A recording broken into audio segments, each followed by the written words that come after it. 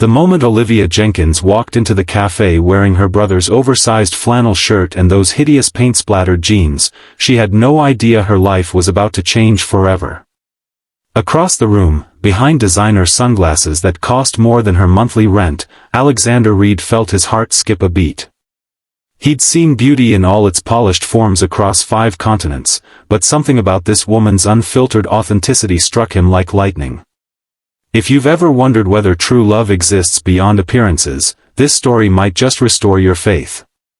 Like and subscribe to see more real-life romances that prove sometimes the universe has plans we could never imagine.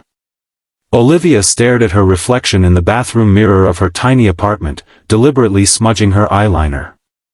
The blind date her well-meaning but persistent best friend had arranged was the last thing she wanted today, or any day. After 3 heartbreaks in 2 years, each man progressively more shallow than the last, she developed a theory: if she showed up looking her absolute worst and the guy still treated her with respect, maybe, just maybe, he'd be worth her time. "This is ridiculous," she muttered, pulling on the baggy flannel shirt she'd stolen from her brother years ago. She paired it with her painting jeans, splattered with every color from her art studio. Her normally shiny chestnut hair was pulled into a messy bun, with strands deliberately left hanging at awkward angles. The final touch was her oldest sneakers, the ones she used for gardening. "Perfect," she said with grim satisfaction. "Let's see how quickly this one runs." Across town, in the penthouse suite of the city's most exclusive hotel, Alexander Reid was having his own pre-date crisis. "Sir, your father is on the line again," his assistant said, hovering in the doorway. Alex sighed, running a hand through his dark hair. "Tell him I'll call back after my meeting. He says it's urgent. Something about the Singapore acquisition." At 34, Alexander had built his own tech empire separate from his family's old money. Worth over $3 billion, he could buy anything, except time away from his responsibilities and genuine human connection. Every woman he'd dated in the past 5 years had eventually revealed their true interest: his bank account, not his heart. His best friend from college, Michael, had insisted this blind date would be different. "She doesn't follow business news. She's an art teacher who barely uses social media. Trust me, she has no idea who you are." Alex checked his watch, a simple Timex rather than one of his many luxury timepieces. He'd dressed down in jeans and a casual button-up, hoping to blend in. At the last minute, he grabbed his sunglasses. They were a habit from years of avoiding paparazzi, but today they might help maintain his anonymity a little longer. "Tell my father I'll call him in 2 hours, he said, grabbing his keys. For once, he decided to drive himself rather than take the chauffeured car. The cafe was a small, independent place tucked between a bookstore and a vintage clothing shop. Alex arrived 15 minutes early, choosing a corner table with a view of the door. He ordered a black coffee and waited, his knee bouncing with unexpected nervousness. When Olivia walked in, Alex nearly spilled his coffee. She was nothing like the polished, camera-ready women who usually surrounded him. Her outfit was objectively terrible. But her face, there was something captivating about her expression, a mixture of defiance and vulnerability that made it impossible to look away. Olivia scanned the cafe, spotting a handsome man in the corner wearing sunglasses indoors. Pretentious much, she thought, immediately assuming he was her date. She squared her shoulders and marched over. "Michael's friend, right?" she asked bluntly, standing over his table. Alex stood, extending his hand. "Yes, I'm Alex. You must be Olivia." His voice was deeper than she expected, with a warmth that didn't match his somewhat aloof appearance. When they shook hands, Olivia felt a strange jolt of electricity that momentarily made her forget her sabotage mission. "Nice sunglasses," she said sarcastically. "Vampire or hangover?"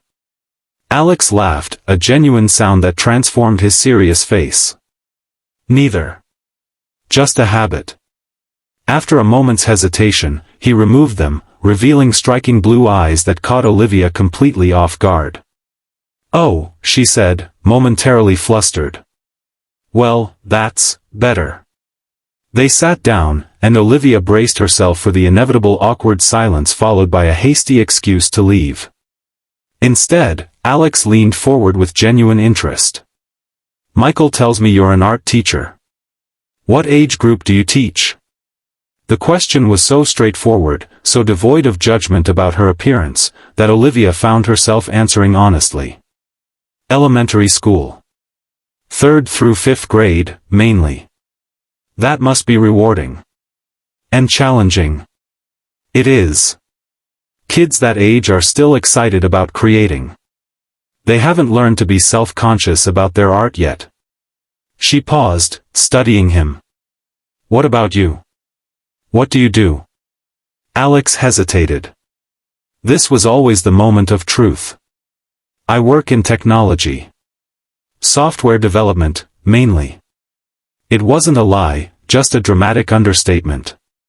His company, Reid Tech Solutions, employed over 5,000 people worldwide and had revolutionized data security systems. Sounds boring, Olivia said bluntly, then immediately regretted her rudeness. Sorry, that was mean. I'm sure it's very interesting. To her surprise, Alex laughed again. It can be boring. But it can also be fascinating. It's all about solving puzzles, really. As they ordered and began to talk, Olivia found herself increasingly confused. This man, handsome, well-spoken, and seemingly intelligent, was treating her with complete respect despite her deliberate attempt to look unappealing. He asked thoughtful questions about her art, her teaching philosophy, and her students. Not once did his eyes drift to check out other women or glance at his phone.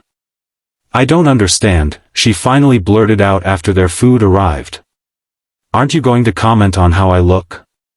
Alex set down his fork, studying her with those intense blue eyes. Should I? Well, most guys would have made an excuse and left by now. Because of your clothes? He seemed genuinely puzzled. I assumed you dressed for comfort. Or is this some kind of test? Olivia felt her cheeks burn with embarrassment.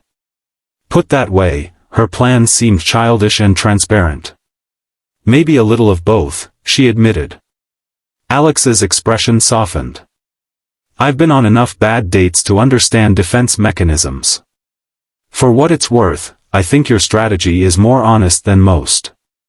Something in his tone made Olivia curious. What do you mean? Let's just say I've dealt with people who present a perfect facade while hiding their true intentions. He gestured to her paint-splattered jeans. At least with you, what I see is genuine, even if it's deliberately unconventional. For the first time since entering the cafe, Olivia smiled, a real smile that transformed her face and made Alex catch his breath. Fair enough, she said. But just so you know, I don't usually dress like a homeless art student. And I don't usually wear sunglasses indoors, he countered with a smile. Maybe we both came with our shields up. The rest of lunch passed in a blur of conversation that flowed effortlessly from art to travel, from favorite books to childhood memories. Not once did Alex check his watch or phone. Not once did he make Olivia feel anything less than fascinating. When the check came, they both reached for it. Please, let me, Alex said. No way. We'll split it. Olivia was firm. I don't like feeling indebted on first dates. Alex studied her for a moment, then nodded. I respect that. As they walked out of the cafe together, Olivia felt a strange reluctance to end their time together. Despite her initial plan, she'd enjoyed herself more than she had in years. Would you like to walk for a bit? Alex asked, seeming equally unwilling to say goodbye. There's a nice park nearby. I'd like that, Olivia said, surprising herself. The afternoon sun bathed the park in golden light as they strolled along tree-lined paths. Children played on swings while couples and families spread blankets on the grass. It was all so normal, so peaceful, a stark contrast to both their usual lives. So, what made you agree to a blind date? Olivia asked as they sat on a bench overlooking a small pond. Alex considered the question carefully. Honestly? Loneliness, I suppose. My work keeps me isolated in many ways. Software development is that demanding? He hesitated again. My particular role is, yes. You're being vague, she observed. Corporate secrets? Something like that. He turned the question back to her. What about you? Why did you agree to meet a stranger, even if your plan was to scare him off? Olivia laughed. My friend Jamie wouldn't stop pestering me. She's convinced I'm going to die alone surrounded by student artwork and half-finished paintings. Are you? Going to die alone, I mean. The question was asked lightly, but Olivia sensed a deeper curiosity behind it. I don't know. I used to think I needed someone to feel complete. Now I'm not so sure. That's refreshingly honest. What about you? Surely a guy like you has women lining up. Alex's expression clouded slightly. Not the right ones. Before Olivia could ask what he meant, his phone rang. He glanced at it and frowned. I'm sorry, I need to take this. It's work. He stepped away, speaking in low, authoritative tones that Olivia couldn't quite make out.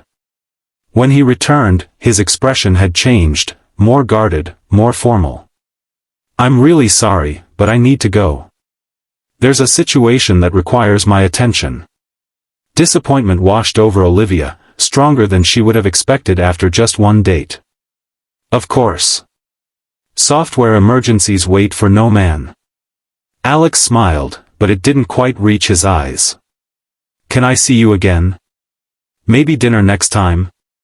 I'd like that, Olivia said, surprised by her own eagerness. Tomorrow? I know a great Italian place. Tomorrow works.